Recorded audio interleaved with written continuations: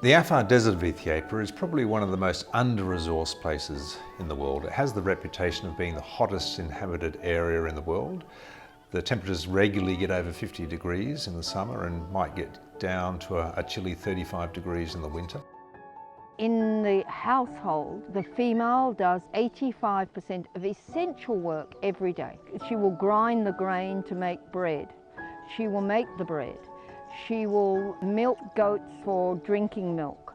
If they've got enough milk, she will make butter. She will make the mats for the house. She will build the new house.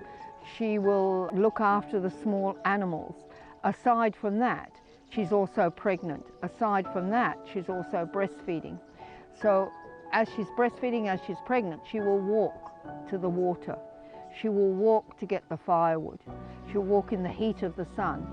And so in the end, these women are working extremely hard every day, all day long.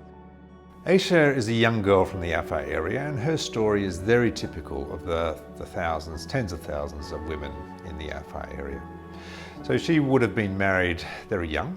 So soon after that, she became pregnant, and because of the lack of transport, lack of facilities, she had her pregnancy in the villages, no medical checkups, and went into labour in the village without any medical care. So Aisha spent a day trying to deliver in this little taboita, the domed hut in the desert. Likely it would have been about 40 to 50 degree heat.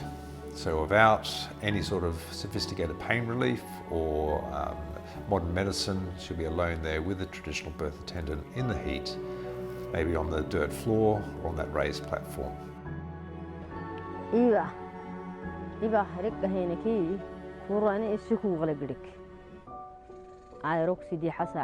برك سيدي حساعة حلو أقبو منا من تككي ومري لحساعة إلى أم كادو يوكم هي سيك ويلكي هنا ساعة حلو يعني بارو تيتي حيلة أروح ساعة التدب هي واد برك لحساعة تبريه ملحين هاي جيت تعد هم براسي سيلك اللي بارو هناي سيلك عملنا وعدي جيت تيتي بده ورا لاي تيتي كنا هسيد على وبه كمان جد لاي أما حدو ويو ينو صراحة علوها حلوسنا علوها أسبتها خوككي أماكن تبعني وطعب كادو ويشين تبلينه يطور السنتع ما نطونه وبدك كله ينتعب أوتين كساعة السوقته وهو الساقة تتوقعينه تتبيني بابو قتل أمبلانس قتل نه قراي تعب اللبت من علوها لا يميتني جيتا علوها قتل والساقة هم الليل تدلعينها شدلاي.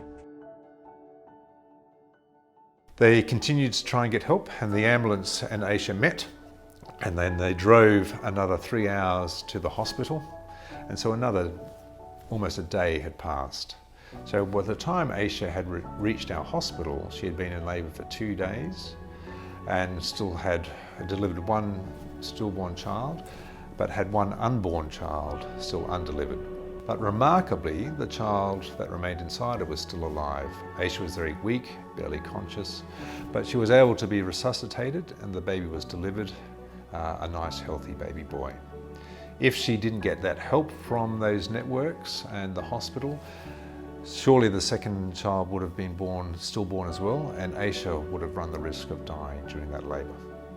Those networks of the trained birth attendants in the village, getting help, bringing Aisha to help, and getting Aisha to the hospital undoubtedly saved the second baby's life, and probably saved Aisha's life as well. So the Barbara May Foundation will help women just like Aisha to receive free medical care to not only save her life, but also to prevent her from getting injured during childbirth.